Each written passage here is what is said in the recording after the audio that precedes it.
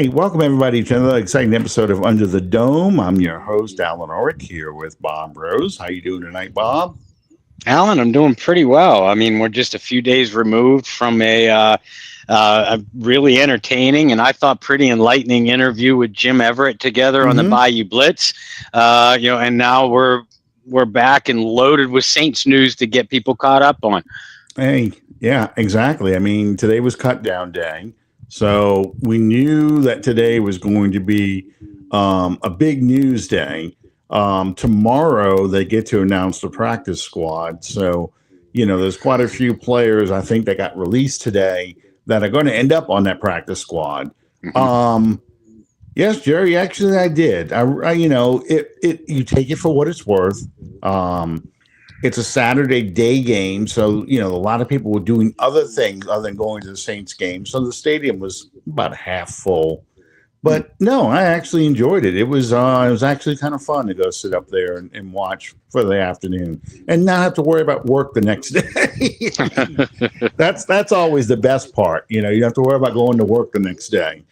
Um, Bob, when we talked to Jim, and I advise everybody to go find that episode of Bayou Blitz from last Friday. It's online, it's on YouTube. But we asked Jim several questions about quarterbacks, obviously, and the quarterback position, and how long would it take Shuck to get up to speed, and things like that. And it's funny. Jim said I was actually expecting something out of Hayner, and Hayner got cut today. Hayner actually looked the best of the two preseason games he's been involved in. He looked the best on Saturday, but the dome was pretty much clearing out by that time. The game was decided. So, any surprises for you with any of the cuts that were made today? Not especially. First of all, I called Hayner getting cut several weeks ago. I said that I thought that the Saints would ultimately have three quarterbacks because of the emergency NFL quarterback backup rule now, third string rule. But I thought that they'd release Hayner for the roster spot initially. They'll probably go out and kick the tires on maybe a few young veterans, maybe possibly to bring in. And if they can't, I do expect that they'll bring Hayner either back as an emergency third or even a practice squad guy. Outside of that, there was some moves that I didn't care for, personally from my own evaluations. I would have liked to see Fadil Diggs make this team. Mm-hmm. We knew linebacker was going to be a tough cut for them, but again, the rest of you said Nephi Sewell was going to be on this team. Isaiah Stallbird is going to be practice squad. Well, at least for the initial 53, I kept saying no. Stallbird's been playing like a heat-seeking missile. Well, Nephi Sewell is on the unemployment line, I think briefly, but he's there, and Isaiah Stallbird is on this team. Alan, and we talked about this before we went on the air. It surprises me that Traquan Smith 2.0, Cedric Wilson Jr., has made this roster. And to me, that just tells you about the state of the receiving room in this organization right now. Yeah. I saw Amari Cooper re-signed with the Raiders. So he's back where he started from, just like Keenan Allen went over back to the Chargers. Some receivers got released today. There was a few in there that I'm like, I could see maybe kicking the tires on them, but on the whole, it's not a lot of good receivers out there. A lot of aging receivers. Hunter Renfrow, I saw, got cut, for example. And yeah, I agree with that one, Hemisphere. His run blocking, they're trying to use that as justification. I don't know if he's even going to be active most Sundays, honestly. I no, he probably won't. And I mean, he might if they find a couple other receivers to at least bring in for tryouts. He might not even make it to the regular season on the active roster. And that's the Yeah. thing to remember here, folks. This initial 53 is exactly that initial. There is going to be a flurry of moves just made before this coming weekend. With this group and other players that are going to be in and out. Yeah. I would say that I did not see Molokai. No, that can't be right. The draft pick. He and Diggs were both taken in the 7th round. The one. Yeah. Matavo. I guess Matavo. I can't. We could go with that. It's close enough, I think. Yeah, I know it can't be Molokai, but it may be. Yeah, but yeah, I did not have him making the team. I had I have my list here from last week. I had Welsh making the team over Molokai Matavo, and apparently he's another one that the blocking seemed to be a bigger deal, and why he made that team over Welsh. Welsh is somebody I expect to see back on the practice squad. But I would say if there's any surprises for me, Clyde Edwards-Helaire not making the roster. Now, Devin Neal making that statement he did with some very solid runs. I can see why they did that. But I really had my 4 running backs as Kamara, Miller, Clyde Edwards-Helaire, and Devin Neal making the team. But I had Jones over as a receiver. And I think and Jones over Wilson. So I think that's where I kind of screwed up because they're treating him like a running back. And he made the roster. Yeah, and throughout his collegiate career and NFL career so far, he has been a wide receiver. But with the Saints, he's been the majority of his reps have been at running back. Without being in that locker room and in the coaches' meetings, you gotta. And you say this all the time, Alan. When you're talking about the last 10, 12 spots on a roster, they're mostly for special teams value, rotational value, developmental value. And, you look at a guy, I was a little bit surprised that Clyde Edwards-Helaire got released, not so much for production, but for what he can do. Yeah. He's a competent receiver out of the backfield. He's terrific on blitz pickups. And this team doesn't have a fullback. So I thought maybe Edwards-Helaire could fill in as a fullback in certain alignments. But you look at the decision to keep Velus Jones, keep Cedric Wilson, who has 0 special teams value, and release Dante Pettis, who I thought would make this team over Cedric Wilson. And I start to you start to realize that Velus is a hell of a kickoff returner. So if you don't keep Pettis and you don't want to use Shaheed on every return possibility, Velus Jones does give you that special teams versatility. And that brings up another player that I had making this team that did not, and he probably ended up in the practice squad too. I did not. I had Rico Payton making this team, and he got beaten out by what is his name now? I pronounce it. I don't think it's pronounced correctly, but I pronounce it Rajon Wright. Rajon Wright. Yeah, right. Yes. Rajon Wright. Yes. And I watched him a good bit. They targeted him a lot in the second half in that Denver game, but I think they've had him return kicks too. So, again, special teams where, special teams make up a lot of the decisions when they got to the bottom half of the roster. These are the guys that we want on this team. Other than that, Christian Boyd made the team. Brockton made the team. Brockton had a pretty good game against Denver. Yeah, he did.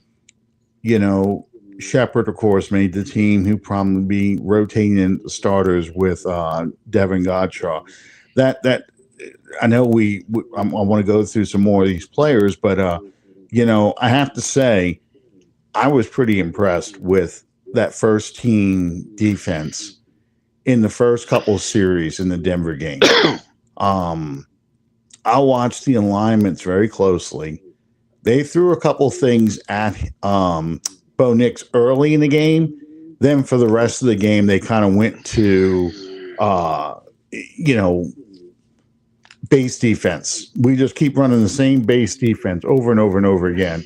And this is what we're going to run. And Denver kind of picked it apart because it was just the base defense. I mean, and it was backup guys. Mm-hmm. So people will say, "Oh my God, they were so bad," but it was a base defense all game. The only thing that was changing was the number of the names of the people that were going in those positions. They didn't go to do anything special. So the only thing I was disappointed in was I thought Kool-Aid McKinstry kind of got schooled a little bit by Sutton. There was a lot of plays where he had Kool-Aid kind of spinning, guessing, not knowing what he was going to do doing, and he kind of got beat by that, and he gave up the touchdown. But for the most part, it was a 3-4 defense with the two edge rushers on the line of scrimmage standing up, and they had the two linebackers, DeMario and Werner, as the inside linebackers. It was traditional 3-4 defense, and it was I hadn't seen that in a long, long time from the Saints, at least since the early 90s. Yeah. But let me ask you this. I don't disagree with you necessarily about what you said about the defense, and I do believe that Brandon Staley's unit is going to be much better early in the season than Kellen Moore's offense. But are you concerned about the edge rushers at all? Because what I see is the same old. You're getting back there, but you're not getting the quarterback on the ground. You're not finishing plays, and you're very rarely even forcing the QB into rush throws, which is why, one of the plays that Kool-Aid, that you're talking about where, Kool-Aid got beat by Sutton. Kool-Aid had decent coverage early on, but the pass rush, the pass rush couldn't finish, and it allowed a good extra 2 seconds, for Kool-Aid to stay in coverage, and there ain't many cornerbacks that are going to be able to pull that one off. Yeah, I agree with that. I won't know until next Sunday, not the one coming up this week, but next Sunday, to see if he has any special blitz packages designed for these guys, because I thought they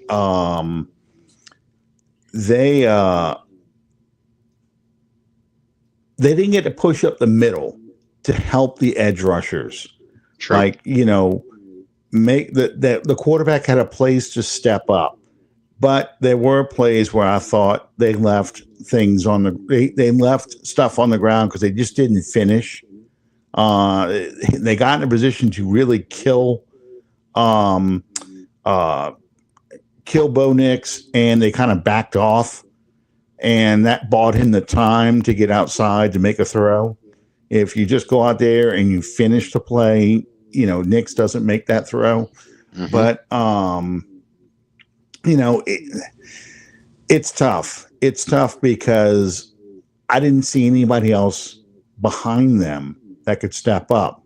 Right. Now, Cam Jordan wasn't out there very long. He was out there, I think, for 3 plays, the very first series, and then he went to the bench. Alvin Kamara played 1 play and went to the bench. Kendre Miller took over from that point. So it's hard for me to make a definite conclusion. I can only say that for the first time in a long time, they sealed the edge and prevented, it kept containment, preventing guys from breaking outside. When I'm talking about in the first quarter, when Sean Payton would try and run these bootlegs or try to run stretch plays and things like that, they did the picket fence and strung the play out and either brought him down or drove him out of bounds or for no gain. And that was a pleasant surprise compared to last year, where last year, if you got outside in the Saints, you were getting some big yardage. Yeah. They had no sideline speed. But again, that could all change come next Sunday. We got a mobile quarterback coming in, all the bugaboos. And I don't feel like I have seen anything to make me think that's not going to happen to him again. Right. With the running quarterback. I'd like for him to surprise me for a change. Brian Brzee got in. On one-on-one blocking, Brian Brzee was pretty tough to handle. They switched to double teaming him pretty quick for the little bit of time he was out there. He did a rush play where he beat his man like a drum, and I think Nix had to throw it away real quick because he saw Brzee coming. So if you want to make a bet on defenders making a big impact this year, I think Brian Brzee is going to fit well in this defense, and he is going to have an impact. How Cam Jordan plays, how Chase Young plays, how Carl Anderson plays, that remains to be seen. But it was interesting. My daughter's seats are in the terrace level, so I get to see the whole field a little bit differently than I have. So a couple of people already brought it up. Anna brought it up. Hemisphere brought it up.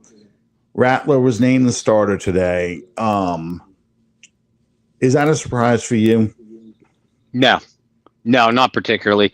I started to get a gut feeling, and maybe it was talking to Jim Everett on Friday. I started to get a gut feeling that they might go with Shuck to start the year. But that's only been over the last couple of days that I started to get that twinge. Other than that, you and I have been saying for the last couple of weeks that it was trending towards Rattler starting this season.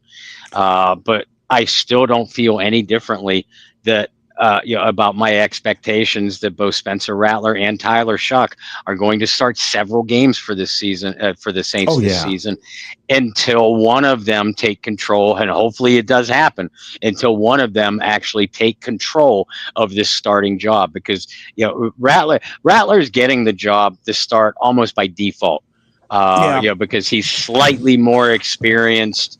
And slightly more experienced, not in the system, but with the starters that are going to be playing for the Saints against Arizona.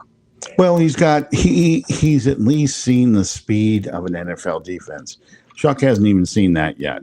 Shuck has seen preseason. How confident, and I think this is part of the evaluation process for the two. Jim Everett kept talking about you're speaking Spanish and how well you speak Spanish fluently. That matters. And I think Shuck has got a lot of things that he's going to be thinking about. They want to work with him a little bit more, and getting NFL game footage up of this is what's actually happening in our games. When we run this sail concept, we run this arrow route, and the defense reacts accordingly. This is the keys you should be looking for. And it's a teaching tool, and at NFL speed. So this is not unusual. A lot of people are already declaring number 40 draft pick. Second round pick in the 40th pick of the second round as a bust. That's a stupid way to look at this, because even if he was a first round pick, even if he was picked at 9, or a quarterback was picked at 9, the odds are they were going to keep that guy on the bench for a little while. Bobby Abreu talked about it, back in the first few weeks of camp. He said he expected to see a Drake May. I don't remember who the quarterback was who was starting. It wasn't Tyler Huntley. It was someone else. Anyway, that quarterback kind of, started a few games, and then they put Drake May in later. I expected something like that too. The first 4 games are tough games. Let Rattler get the hell beat out of him on those games, or let Rattler see if he can do something. If he can do something Yeah. against these top defenses, maybe he is the starter for the long term. But I tend to think that by mid-October, Shuck will be starting, if not sooner, just because that's going to be their plan. If Carr was in the building, Carr would be starting week 1. Mm-hmm. Yeah. And Carr would be starting well into late October, probably. And then eventually they were going to work Shuck in. But the plan was always to Shuck is going to get looks. Shuck is going to be out there, but it's going to be based on whether or not he's ready to play. Mm-hmm. And you have to get used to that NFL speed. I'm a little disappointed from the standpoint of I wanted a rookie quarterback to start for the first time since 1971 in Archie Manning. We still haven't had one. We're going to go another year without having one. But the league is so much tougher now. It really is. I mean, there's so much you've got to know. And that's the other part that Jim kept making when I would ask him. He's like, well, when the first offense I looked at or I learned was based on Eric Dickerson, and it was just a basic running attack from Chuck Knox. When Ernie Zampese, who came from the Eric Coryell coaching tree, came in, that's when I had to learn a much more complicated offense, which was more like what he ran back at Purdue. Mm-hmm. But it was still a lot to learn because the plays are much more complicated and the speed is so much greater. So, Jim's like, it's hard for me to relate to it, but at the same time, I understand how much there is to know. One of the things that Jim talked a lot about was, he was kind of surprised that the Saints didn't bring in a quarterback who has been in Kellen Moore's system before. The Raiders traded the Browns for Kenny Pickett. That's the most recent quarterback who's been in this system. And then the guy I always thought was just going to be hanging out there as a possible veteran pickup did get picked up by somebody else,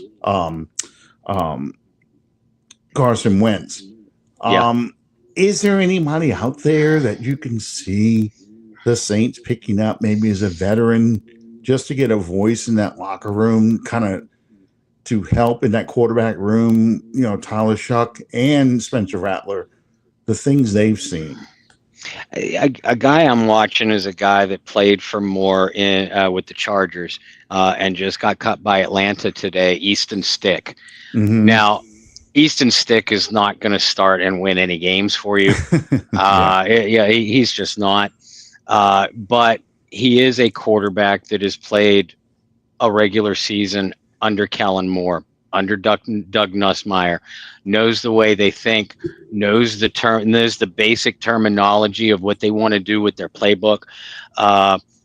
This is a perfect example of why I thought that they would release Haener for the last several weeks to maybe eye up a guy like Stick, like Pickett, who, as you accurately pointed out, is off the market now.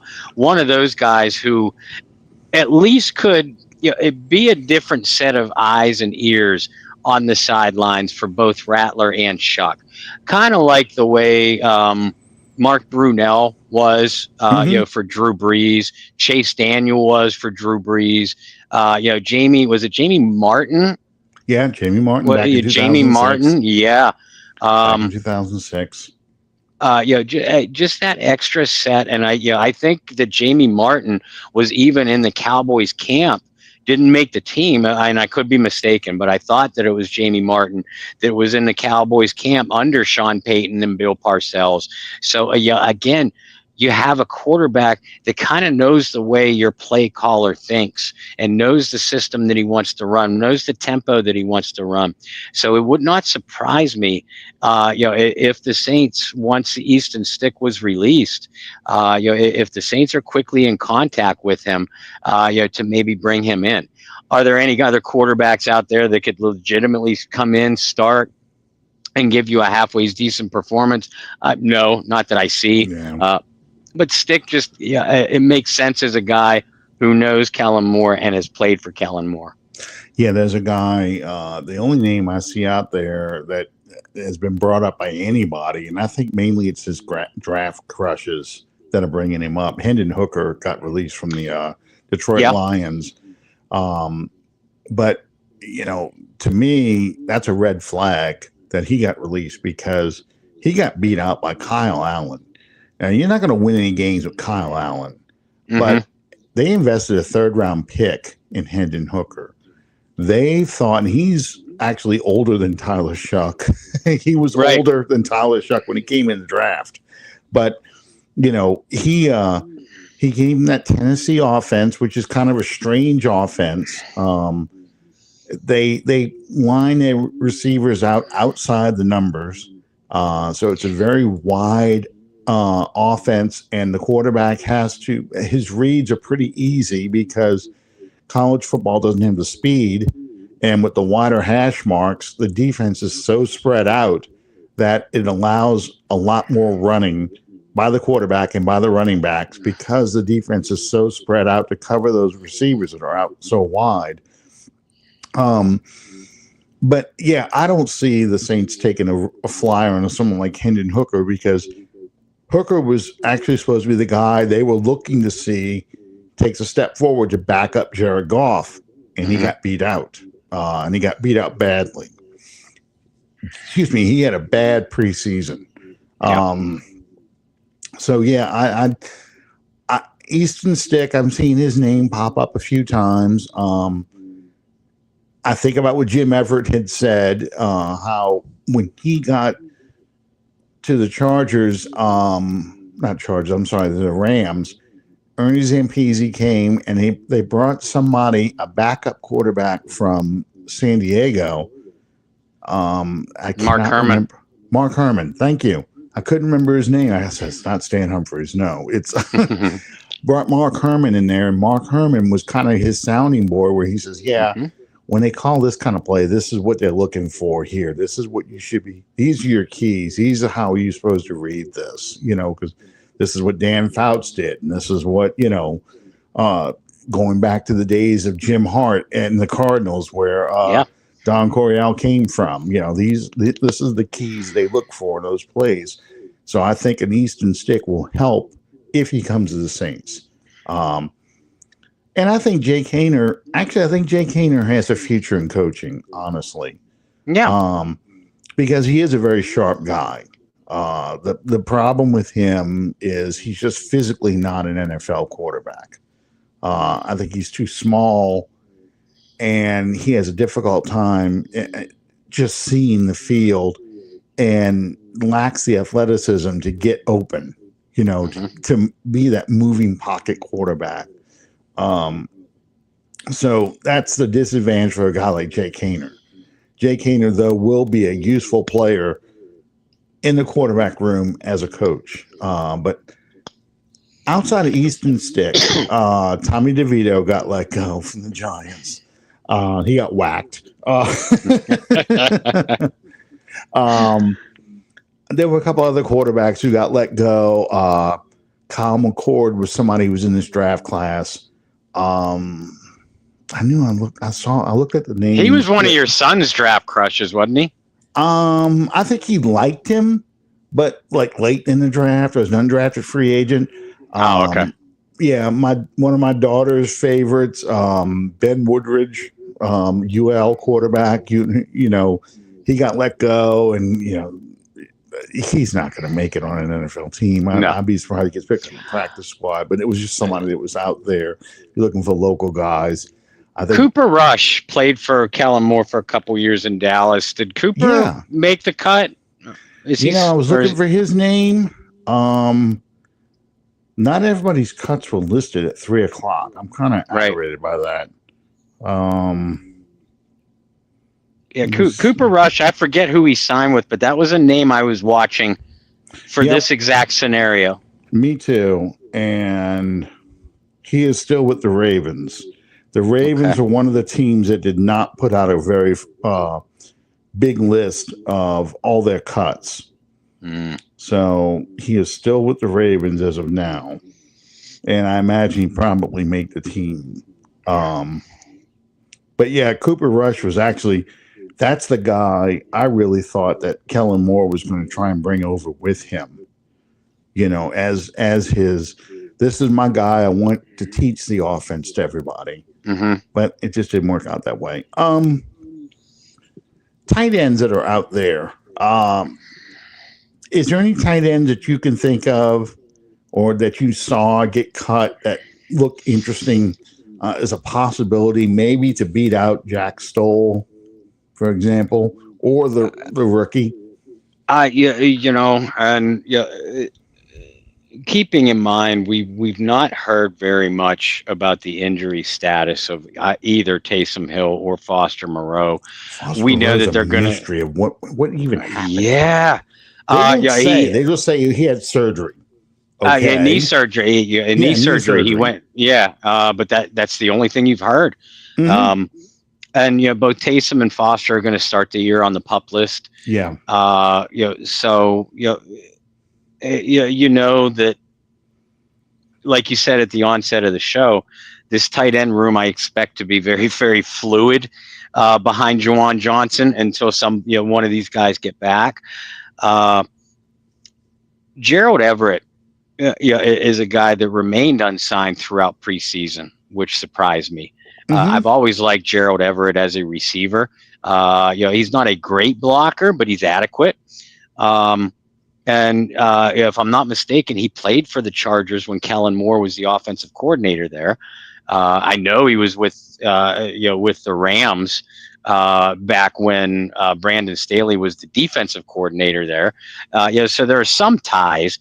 I didn't really see. I know everybody's in love with the Giants tight end that just got cut. I forget his name off the top of my head. Yeah. But outside of him, there's not many names that really jumped out at me. And I always chuckle too. So and so got cut. The Saints should look at him.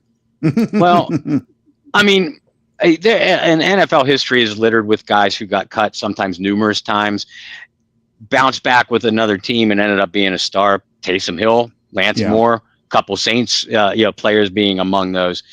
But for the most, statistically speaking, these guys get cut for reasons, folks. Yeah. I'm not saying you shouldn't kick the tires on someone, but to think that so-and-so, John Smith, is going to be the savior of your team after he just got cut, that's a little foolhardy, if you ask me. Well, yeah, exactly. Very few teams are in a position where they can say, I'm really full at wide receiver, for example. So the guy I'm cutting is probably somebody that could play somewhere else. Very few teams can say that anymore. The salary cap and just the nature of the position is very hard for that to be the case. The tight end, by the way, I think is Greg Dulcich. Dulcich. Dulcich. Yeah, I think. Yeah, I know who you mean. Looking at. Yeah, I think that's the one everybody keeps talking about. That's the one. Yeah. Punter battle. The Saints were trying to trade for a punter, and that hit the wire yesterday. And people like, okay, Mickey Loomis needs to stop. He's insane. We're not trading for a punter. We can't trade draft picks for a punter, but the Steelers ended up keeping him. But old favorite, I got the 2009 team behind me right now. Thomas Morstead got released from the 49ers. Is there a reunion in the works here? I mean, nobody in the staff is really loyal to Thomas Morstead. No. This is not like bringing back Jimmy Graham. Is right. I mean, do you think they would take a flyer on Thomas Morstead? Ah, I would love it if they did, Alan. I know you'd love it if they would. Oh yeah, absolutely. Thomas would love it if they would. He's a New Orleanian through and through now. Mm-hmm. Um, but it would surprise me. Kai Kroger, he didn't dazzle in the preseason, as a punter, but what's most significant to me is Kai Kroger was the holder on every single one of Blake Grupe's extra points and field goal attempts, not only through the preseason, but through their training camp scrimmages as well. That to me is very significant. Mm-hmm. You ask any kicker if their holder matters to them, and they will give you a resounding absolutely yes. Does that guarantee Kai Kroger a punting job with the New Orleans Saints? No, of course not. And I mean, for nostalgic purposes, I think Thomas Morstead can still play, by the way. Mm-hmm. For nostalgic purposes, I would love it. I have a hard time seeing it transpire right now. My understanding, Hemisphere, the Saints gave up a 6th-round pick in 2028. Yep. And they got a 7th-round pick in 2028. Yes. Okay, so it's all 2028 picks. So it didn't cost them really anything. And you got a guy who has had starting experience as a backup offensive tackle and actually is halfway decent as your 6th tackle. So I'm not, that move didn't bother me at all. You make a move like that because you're afraid that the guy that you target, in this case, that tackle from the Cowboys, isn't going to be available, or you don't want to risk him being available on the waiver wire, that someone's going to grab him first. And trading 2028 picks, it's so far into the future, especially a late day 3 pick. I just can't see that, 6th and 7th round guys. Those are picks I don't mind dumping, No, and not only that, it's not like you lost a draft pick altogether, right, no matter what year you're talking about. It's a late day 3 swap, for a tackle in Richards, with some upside, like you said, some starting experience. You look at what they had at the position otherwise, and they had nobody. No. Landon Young was put on injured reserve for the year. Yep. We'll get more into the IRs in a second, but Landon Young is done for the year. Which means on your roster right now, the only backup tackles that you had behind Fuaga and Banks were Penning, once he's healthy, and you would have to move him back outside, or Dylan Raduns. And we saw through 2 or 3 series, in the Chargers game, how that little experiment would fare. So, Richards, like you said, Alan, I mean, your other option was to scour the waiver wire. Here you got a guy with some experience. You got a guy that was drafted at early day 3. A couple of years ago, has been in the NFL, is used to the game speed of the NFL. I like the move. I'm like you. Yeah. Well, I'm glad you asked this question, Hemisphere, because I think I think Landon Young has got a little more of a shot of being around another year over Salvadori. We're looking at those draft classes, the 2022, 2023 draft classes, and especially the 2023 draft class.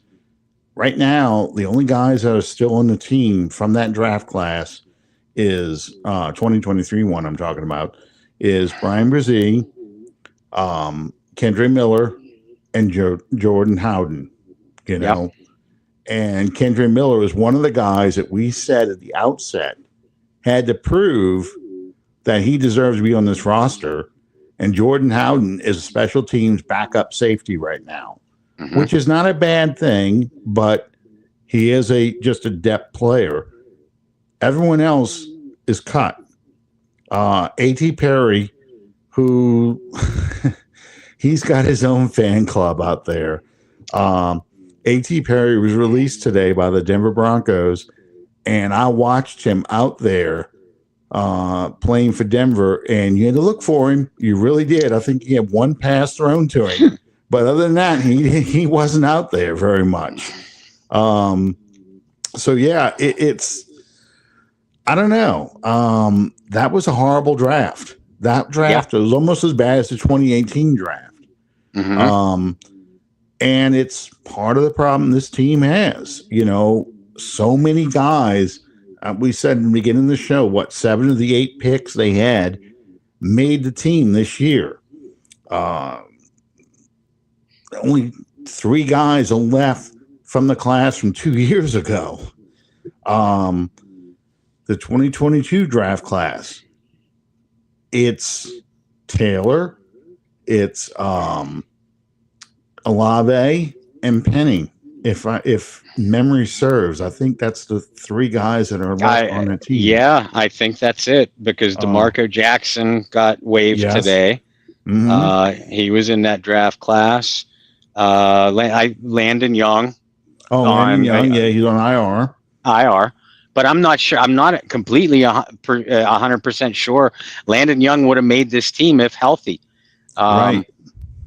I think he probably would have. He would have had they not made the trade for the Dallas tackle, Richards. Mm-hmm. But if Landon Young's healthy and they still make that trade, Landon Young's not on this roster as of tonight. Right. Yeah. Let me look here and see. I'm pulling up all the draft classes now. Yeah.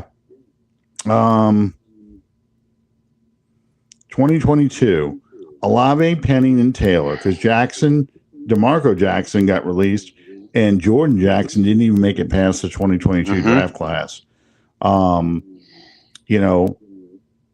If we go back to 2021, Pete Werner and Landon Young are the only 2 guys that are still on the team. 2020 draft class, Cesar Ruiz, the only guy still left on the team. Damn. Yeah. You have to. 2019, Eric McCoy is the only one left. Now, Chauncey Gardner-Johnson, of course, is still playing at a high level. And Caden Ellis is still on the Falcons team. But after that, 2018, Will Clapp is the only one left, and he had to come back. Mm-hmm. It's if you want to know why the Saints are in the position they're in, this is why. Yep. Now, 2024, Fuaga made the team. Kool-Aid McKinstry made the team. Spencer Rattler made the team. Bub Means is on IR. Jaden Ford made the team. Christian Boyd made the team. Only the 7th round pick, the offensive lineman Josiah Ezram, did not make the team. He was cut today. Mm-hmm. Which, for a 7th round pick, there you go. I mean, it's hard to make the team. But yeah, that says a lot to me. All your depth is primarily undrafted free agents. Mm-hmm. And 2 draft classes, this one and last year's. That's amazing. Yeah, and we've talked about it on this show. We've talked about it over on Bayou Blitz several times this off season alone. You just threw out there. If you wonder why the Saints are in the position that they're in, it's because of poor drafting. Why, and it infuriated fans. Why are they kicking the can down the road with the salary cap? They keep extending these veterans. Well, that's because your early draft choices that were supposed to replace these guys were unable to do so. So to be competitive, you have to extend your aging stars. And they got to the point where the aging stars couldn't cut it any longer. You're dealing with draft busts at the top. The Isaiah Foskis and the Peyton Turners and the Marcus Davenports. All of Peyton Turner, by the way, injured reserve for the Dallas Cowboys. Yeah, he I is. had to laugh at that one. So yeah, like you said, you continue to fail on your middle and late round picks. That means you have no depth. You continue to fail on your day 2 and day 1 picks. That means you have no guys to replace your stars that are either aging or have moved on in free agency. And you put that together, and it's the storm that creates a bad football team. Absolutely. I mean, and that's what I guess Kellen Moore is in the process of fixing by doing what he's done. He just cut bait with Isaiah Foskey. Now, Foskey, a lot of people like comparing him to Stanley Jean-Baptiste. Mm-hmm. And Jean-Baptiste was really a guy that was a reach. He was a guy that was a project. Peyton picked him because he fit the template he thought he wanted to have, that Seattle big physical corner kind of off defense kind of player. And he just wasn't that guy. He had the physical characteristics, but he didn't have the mental makeup of a guy like I'm just drawing a blank on these people's names. Richard Sherman. Or the penalty machine. I can't think of his name. Brandon Browner. Thank you. Yeah, he didn't have he didn't have the mental makeup of being that kind of player. Mm-hmm. So, he was a bust. He was a reach. The problem with Foskey is Foskey didn't have the motivation to be a better player than he was. He was just kind of coasting out there. Because if I ask somebody, if you wanted to pick a defensive lineman, I just threw these stats up. Big guy, long arms, high relative athletic score. Got 11 sacks his junior year in college. Got 11 sacks his senior year in college for a good Division I major power school. And did not get these sacks against bums. Got these sacks against Florida State. Got these sacks against USC. Got these sacks against quality opponents. Mm-hmm. On paper, you look at that and you go, that's a guy I'm going to draft. And if I can get him in the second round, absolutely I'm going to grab that guy. He was rated in that range of low first, high second round pick. But when you get him, he's a guy that has no motivation, no desire to be an elite player. And I'm not saying this because I know the guy. I'm just saying based on the way he was out there, the way he played out there, he played like, whatever, I'll try, but I'm not going to put out that extra effort. I'm going to take a couple plays off, that kind of thing. I only put out that little extra effort if I absolutely have to.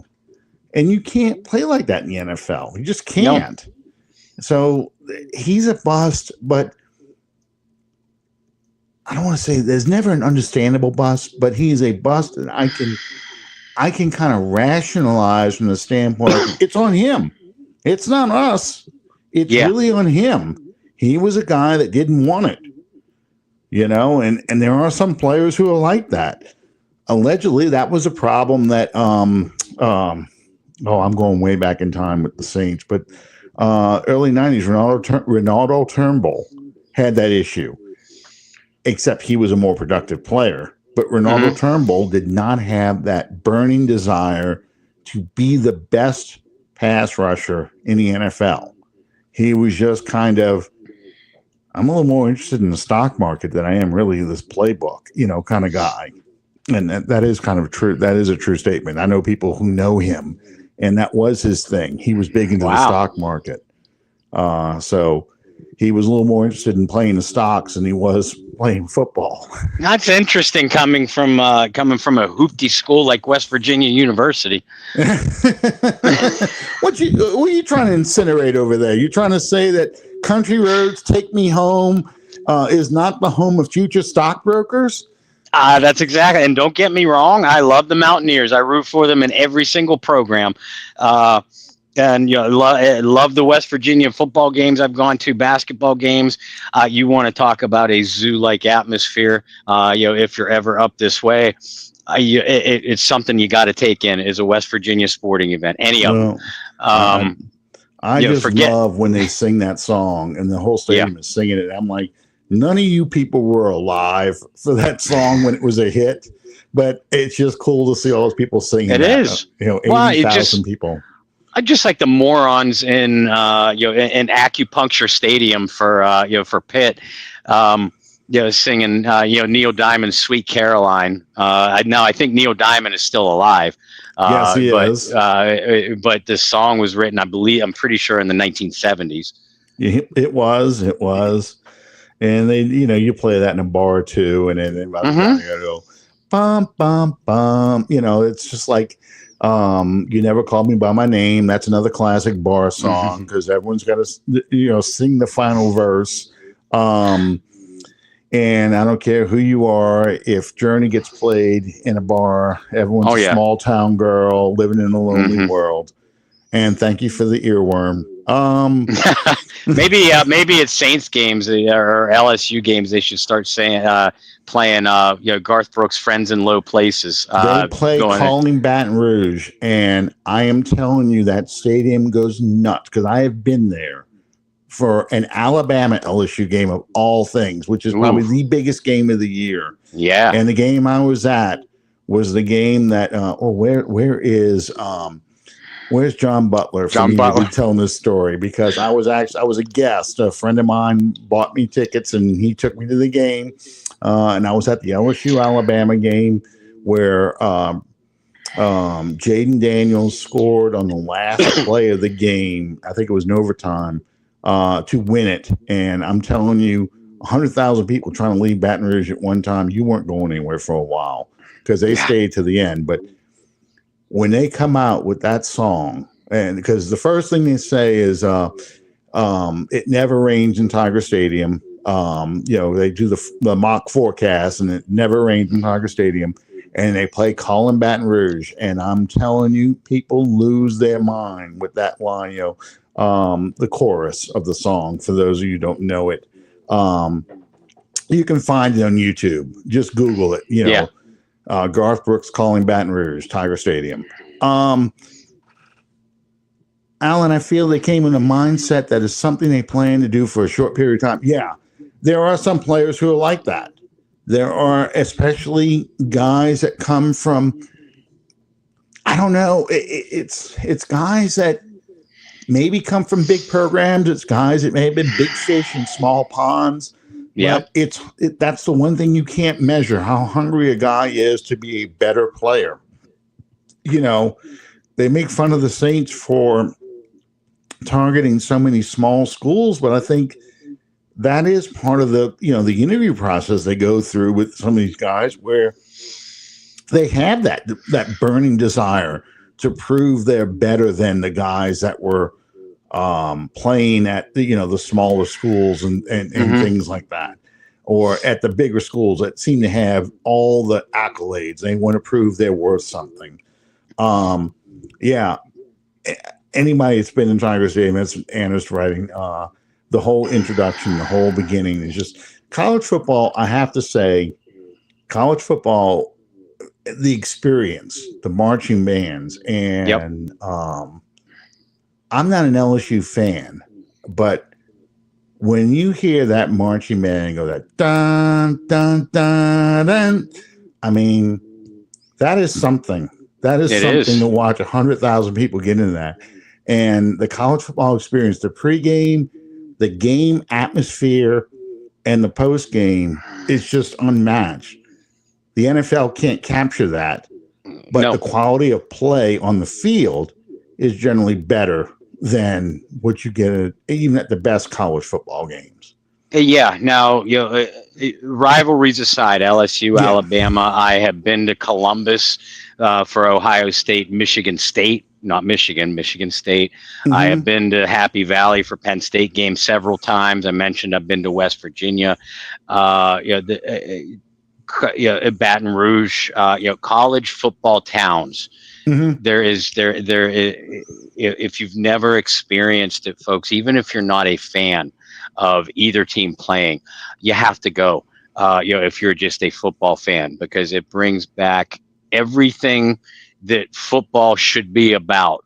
And Absolutely. it's something that you have to experience in your life. But I mean, back to your point about Foskey, this is why the NFL landscape and history is littered with so many big school busts from Notre Dame and USC, Michigan, et cetera. Every big school has their own list. But it's for that reason why I agree with you that Foskey should not be put into the same category as a Peyton Turner or a Marcus Davenport or a Stanley Jean Baptiste, because those guys were either small school guys or athletic projects from a Mm-hmm. big school that really never really produced for that program. Jean Baptiste being perfect. Yeah. Foskey checked off all the boxes that you'd want. He got better with each season with the Fighting Irish. He didn't, he didn't, stat pile, against the University of Little Sisters of the Poor, A&M Tech State. Mm-hmm. He left as the Fighting Irish's all-time leader in sacks. He had over his last 2 years, he had something like 37 tackles for loss. While you can fault the Saints scouting department for a lot of things, and this one to a lesser extent, when you're talking about guys like Foskey, guys like Stepan Anthony, who was a great player for Clemson, those are guys who they became busts because they didn't have the willingness or the motivation to improve once they got to the NFL level. Yeah. You're right. You're right. And it gets frustrating because, Calvin, you are right. Notre Dame they are overrated by the pollsters because so many people come from schools like a Notre Dame or like Notre Dame or from Notre Dame itself. I think they used to be. I haven't followed it up in a while. I'll have to go back and look and see. But Notre Dame used to put out the most, or has put out the most pro athletes, I think, of any football program in the draft. It's probably not true anymore. It's probably Alabama, LSU, or some of the southeastern colleges, but it was for a while. Yeah, no, I knew that one was coming. Join a damn conference or get disqualified in the playoffs. Yeah, that also pisses people off. They have their own network, NBC, that broadcasts all their games, and every year Notre Dame's ranked in the top 10, top 5, and then they get in the college playoffs and they get their ass handed to them. I do like the coach they have right now. I love Freeman. Freeman. I was hoping he would be, he'd be at least talked to when the Saints were looking for to fill their vacancy. And here we go. Go through the list of guys: Joe Montana, Jerome Bettis. Joe Theismann will let you know he's a Notre Dame Golden Domer. A lot of great players, but you look at the players that have been coming out of that school recently. You're not getting great players. Watch when I'm watching them, I'm looking at it going, it looks great for Notre Dame's offense, but they're not going to be a great pro player. Mm-hmm. It's kind of like, and it goes back to when we were talking about Hendon Hooker a minute ago with Tennessee. That offense produces a lot of flashy statistics, but are these guys really pro ready? I don't think they are. As much as I enjoy watching a lot of SEC schools, Alabama has its fair share of busts. Trent Richardson was a terrible running back, the subject of memes forever. Alabama has not put out a great quarterback since the days of Kenny Stabler and Joe Namath. LSU until Joe Burrow Same thing. Has not put out a great quarterback for a long, long time. Joe Burrow has finally broken the streak, but before that, you had to think about guys like Jamarcus Russell, Yeah. Matt Flynn. Not great quarterbacks out there. I'll bring up a nightmare for LSU fans. Jamie, what is his name? Number 4. He played in the 90s. Jamie Howard. I knew if I thought about it for a while. The earthquake game, the multiple interception game against Auburn. I mean, a lot of great guys that they thought. Zach Mettenberger, they all thought could have been a great NFL quarterback. He was not. Yeah, he was not. Yeah, so yeah, it's the systems that turn out these athletes that make it even harder to evaluate these guys to see if these guys are going to end up being great NFL players. And that was part of the thing with, and I guess we can talk about it now, with Tyler Shuck versus some of the other picks they had, quarterbacks that were in this draft. They were looking for a kid who has played in a pro style offense because they felt that he would be more ready to understand what they were trying to teach.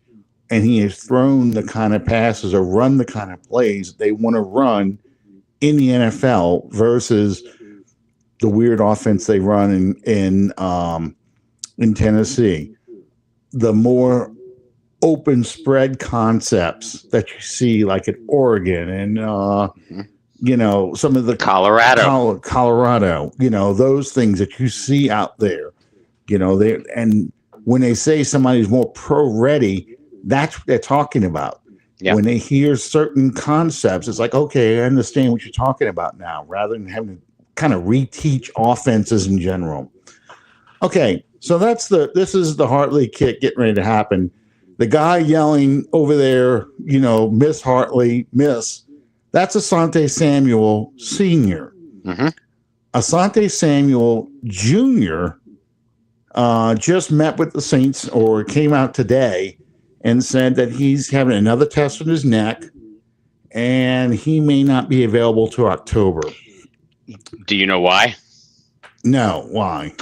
They're talking about spinal fusion surgery. That's probably, you shouldn't play football anymore. Uh-huh. Yeah, okay. that was the piggyback report as to why Samuel and his people were saying, well, we'll talk to you guys after our next surgical consult, and but we might be able to play in October. Back shortly after the draft, when Samuel met with the Saints, and it came out, okay, he's going to have surgery. He'll meet with everybody again in July, and then we heard absolutely nothing after the surgery. We sat here on this show and talked about, hey, have you heard anything? No, I haven't. Have you? And we both agreed. Well, that's not a good sign. No. And this is why. Because I'm not going to say there were complications, but obviously there's something a lot more severe going on, that they're even talking about spinal fusion surgery. And I don't remember whether it's the neck or, somewhere in the back. I want to say it's either upper back or neck. But yeah, that's why they're talking. And, if that's the case, I 100% agree with you. Hey, listen, I love sports as much as anybody on the face of the earth. But there comes a point where your long-term health and physical comfort needs to come first. I mean, Asante Samuel Jr. is still a young guy. As much as I love sports, nothing is worth sacrificing your physical well-being or potentially your life for this thing. Yeah.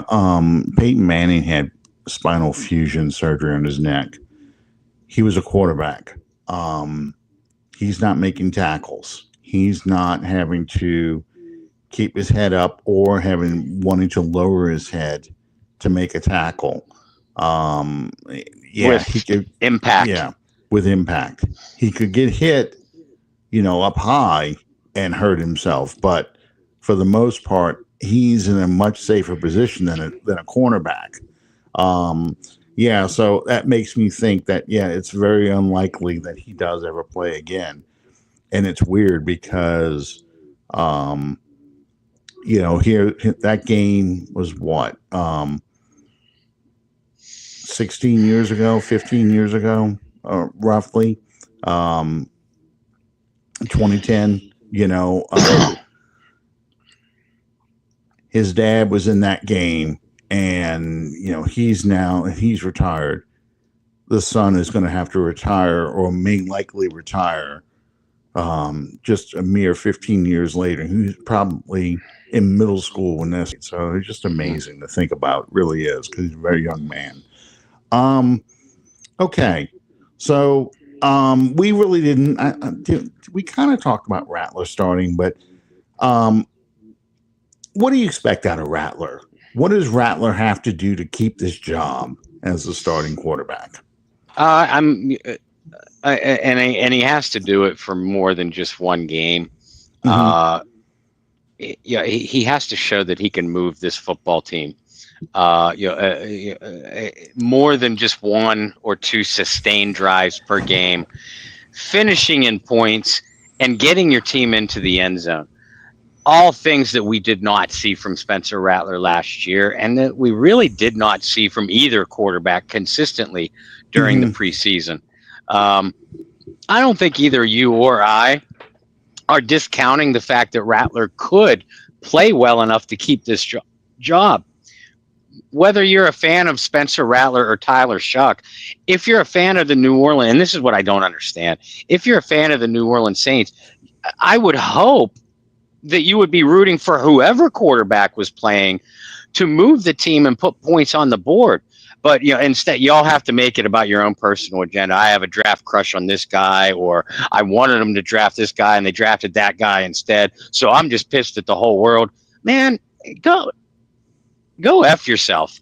I'm rooting for Bob. I held back just short of doing that. I like Tyler Shuck better than Spencer Rattler. I've made no secret of that as a quarterback. Yeah, me too. But Spencer Rattler is the one playing. I'm sure as hell hoping and rooting for Spencer Rattler to be the next Chargers Drew Brees and play well enough to keep Phillip Rivers on the bench, because that means that you're putting up nice statistics, you're moving the ball, your team is winning, you're putting points on the board. If Spencer Rattler can do that, I'm going to be the biggest Spencer Rattler fan in the world. But yeah, I mean, I think that's what he has to do. He doesn't have to be a Hall of Fame caliber quarterback, but he does have to move the ball, finish drives, and put points on the board to hold Tyler Shuck off for however long he does so. Yeah, when I said in the outset, I'm getting Bobby Douglas / John Forcade vibes from him. It's the inability to finish drives and score touchdowns, especially when you get into the red zone. I want to see him avoid sacks better. He has an incredibly high sack ratio to his dropbacks. And that goes back to college. This is not just, he played with, third string offensive linemen and things like that. It's beyond that. It's always been who he is. Yeah. He's had this problem in college. He had this problem in South Carolina, had this problem in Oklahoma. It's he needs better pocket awareness, and he also needs to throw the ball short with some touch and more accurately on the intermediate routes. One of the, a lot of people pointing to the Shaheed play. That's an easy touchdown. He puts the ball in front of him and he threw it behind him. So that was a missed opportunity.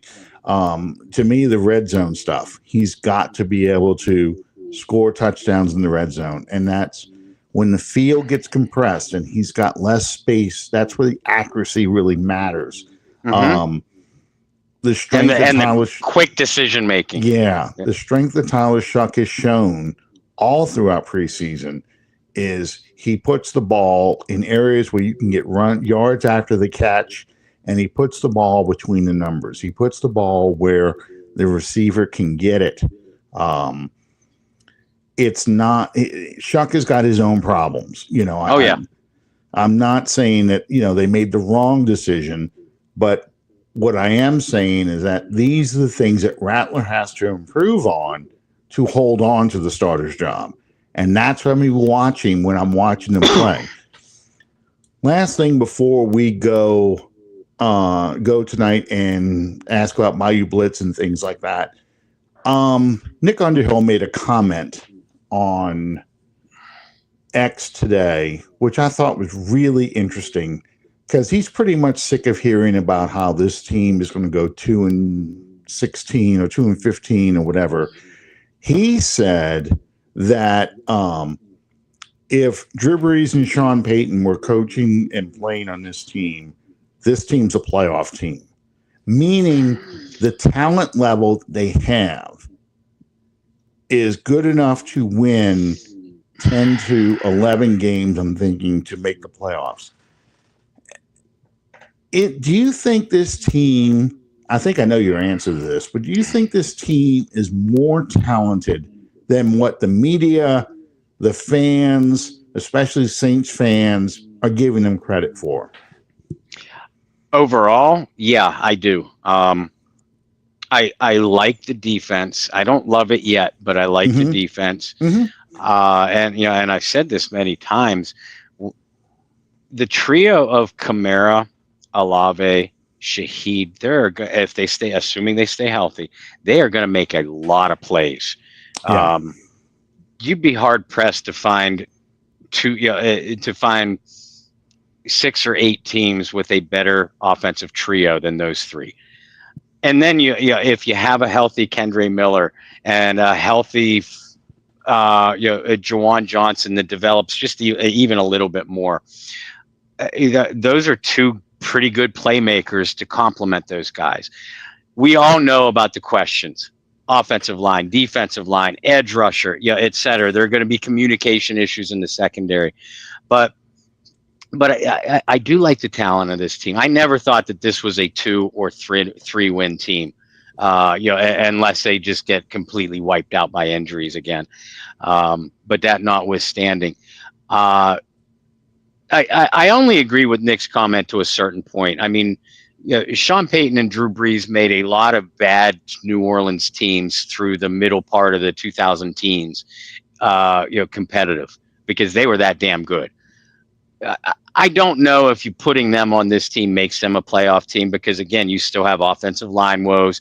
Can you stop the run? Can you pressure everything that we've been concerned about and continue to be concerned about after training camp and 3 preseason games? That hasn't changed. But I mean, I look at the NFC South. I look at the team, the Saints' schedule after these first 4 games. And I know everybody is saying, those first 4 games are a gauntlet. I think the Sea Hags are woefully overrated. Buffalo is a legitimate Super Bowl contender. I think San Francisco will be a legitimate NFC contender. And I think the Cardinals are going to be a pretty good team. At least very athletic and tough to deal with. So I think you get past these 4 games, and if you haven't gone mentally and emotionally into the tank, you have a good chance at making a couple runs through October, late October, early November, and then again in December. Your division, don't give me that bullshit about the Falcons are ready to make the next step. That's not a talented roster. Carolina, on paper, they made a lot of moves to surround Bryce Young with talent. Now those moves have to pay off, so we'll see. Tampa Bay is still going to be your top competitor in the division, but the Bucs are really beat up, and they look like a team is very similar to the Saints late in their 4 straight division title run, where you look and now that this Buccaneers team obviously doesn't have a Drew Brees, but other than that, the Saints were a team then that when Michael Thomas got hurt, this team was in bad shape. When Cam Jordan got a little bit nicked up that year and they had some injuries in the secondary, the team struggled against playoff caliber teams. I see the Buccaneers as the same kind of team, a veteran-laden team where a couple of those guys become over the hill quickly, all of a sudden the Buccaneers are ripe for the taking. So, all that being said, do I think the Saints are a playoff team or a division title caliber team? No. Um, but I think that they're a lot closer. They're definitely a lot closer than what most of the national media gives them credit for. And no, we've seen some bad Saints teams in our lifetimes, Alan. Yeah. Bad teams, and this team is way more talented than those teams were. Well, you look at like the 2015 Saints, for example. That defense was so bad. I mean, he was historically bad. This defense is not going to be historically bad. In fact, I think this defense is going to be a strength of this team. Maybe not early on, but I think as that team progresses and they start getting more comfortable with each other and the scheme, I think you'll see more plays being made. The offensive line is a huge question mark. I think Kamara is going to be a better player than he has been in the past few years. It's really, if they had a veteran quarterback that people knew what to expect out of, they probably would be regarded higher than they are. I mean, basically, you're hearing, like Tom Florio said yesterday, well, you don't even bother watching the Saints. They're not going to be worth watching. And all he kept talking about was the quarterback position. Florio watches football anyway, but go on. Yeah. I mean, that's basically, though, what their attitude was. And, because it's all about stars. They don't have enough stars. They don't have a star quarterback, so they're not worth watching. Exactly. That kind of thing. There's a lot of ifs for me, but looking at the schedule, and I said this, I've been saying this quite a few times, what's going to drive Saints fans nuts is, let's say, mid-October, Shuck takes over, the Saints have 2-3 wins. So everyone's looking, by Halloween, they're looking at, oh boy, Saints could have the first overall pick. How's Arch Manning doing? Is Arch Manning going to come out this year? Right. Is it going to be Drew Aller? How does Nussmeier look? They're going to start looking at quarterbacks. Klubnik is that guy's name. But how does that guy look? Let's start looking at quarterbacks. And what's going to happen, looking at the back end of that schedule, because that's when all the divisional games come up too, they go on a run and they win 4 games from mid-November to the end of the year. They win 4 of those 6 games that are left. Now they've got 7 wins. Now they're picking in the teens instead of the top 5. You can actually see people get pissed off about this on social media. Yeah. They ruined the draft pick. We can't get a quarterback now. What are we going to do? We don't know if Shuck's this guy. We're having the same damn conversation this time next year. Calvin says, what kind of hokey pokey step are they thinking for the Falcons this year? The Falcons are a sexy pick for everybody because Tampa's done this over and over and over again. So okay, maybe now it's Atlanta's turn to start running this division. They got the young quarterback. They've spent a lot on the defense. They've got weapons on offense, if you want to call them weapons. I mean, I wouldn't call Kyle Pitts a weapon. But, they've got Bijan Robinson if they can commit to running the football. I just don't think the Falcons are that big of a threat. I think they find a way to lose because that's who they are. Yeah, I know. I'm sorry, Calvin. We're not going to tank for Arch. We're some losers. The Falcons are not going to go anywhere. If anybody's going to do anything, it'll be Tampa. But I'm like you. I'm not that impressed with Tampa. Baker Mayfield is still Baker Mayfield. He'll throw 3 touchdowns and a couple of back-breaking interceptions, but somehow they managed to win the game. I think Carolina is going to have an historically bad defense. I am not impressed with Carolina at all. I think they've got some weapons on offense, but I think all the years of neglect on that defense has been taking the toll on them, and I think they're going to have an historically bad defense this year. Carolina cracks me up because year in and year out, one year they'll put 100% of their focus on one side of the ball, and oftentimes in the process, even jettison their star players on the other side of the ball, going like that. And then 2 years go by, and then they'll do the exact opposite with the other side of the ball. And that's what you're seeing with the Panthers offense the last 2 years compared to the Panthers defense. And it's just, Carolina makes me laugh. They're a very schizophrenic team, and I'm still not sold on Bryce Young. Fair. I think Bryce Young, since his benching, has come out and played better, but he is not the stud that you thought you were getting as a number one overall pick. And I think his size is still a problem, if they can get to him. The question is that offensive line good enough to protect him? Right. Because he's got some weapons in the passing game. I'm wait to see on the running game, but the passing game. So, that's why I don't see the Saints being a 2-win team, because I don't see there's too many teams out there that are kind of in the same boat. Minnesota, who's their quarterback? That JJ McCarthy is not looking like Sam Darnold last year.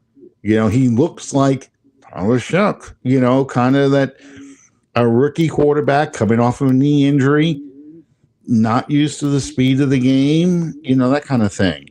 The Chicago Bears, same thing. I mean, Caleb Williams looks like a number one draft choice in one drive.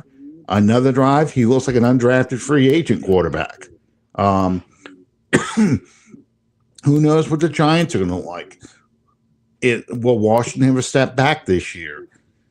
Dallas, what the hell is that team going to even do? So when you start looking at the NFC, I'm just like, you know what? We're like one of about 10 to 12 teams out there that could go anywhere from 5 wins to 7 or 8 wins, depending on who's playing that game, who's injured, who's healthy. All these things that happen come when those games come up. So, Bob, real quick, Bayou Blitz this week? Yeah, looking like we're going to go back to our regularly scheduled bat time and bat channel tomorrow evening at 8 p.m. Central Time. Obviously, we're still going to talk about the rosters or the active roster or whatever changes have been made, and expect. And you hinted at this earlier, Alan. Most of the 17 player for Saints practice squad is going to be set tomorrow. So we'll talk about that as well. And we'll get a better feel for what players might still be available, because, the most of the 24-hour waiver wire period, would have surpassed it also. So plenty to talk about tomorrow. Absolutely. I know we went way over time tonight because there's so much to talk about. And next week, of course, this weekend there's no football, no pro football games. It's all college football this weekend. So next week we will be previewing the first game, the Saints Cardinals game. That's a home game. And we'll talk about any of the moves they made between now and then. Meantime, check out the Bayou Blitz tomorrow night to talk about the practice squad, talk about any moves they made. And until then, we'll see you next week. NFL football season's upon us now. I can't believe it. We're ready for the regular season again. So thank you guys for joining us. Check out the Bayou Blitz tomorrow night. Oh, I'm sorry. I wanted to get off this, and I wanted to mention this real quick. Sean Williams' son just reminded me. He sent me a text a few minutes ago. You guys, I posted in the Bayou Blitz. I've also posted it in Under the Dome. I will bump it back up again tonight. They're still looking for more money. This fundraising goal to raise $700 for Sean's son's middle school football team. The link is there. It's just a fundraising link. I'll bump it back up. The fundraiser ends August 31st. Okay. So that is what, next Monday or Sunday? Sunday. Yeah. So yeah, that ends Sunday night. So if you guys can help out, if y'all can contribute, please do. Yeah. I'll remind everybody on the Bayou Blitz as well when I bump it up on that webpage, and I'll post a link. But anything you can donate, that would be great, just for Sean's son. Mm-hmm. In the meantime, thank you guys for joining us. We'll see you next time on Under the Dome. Good night, everybody.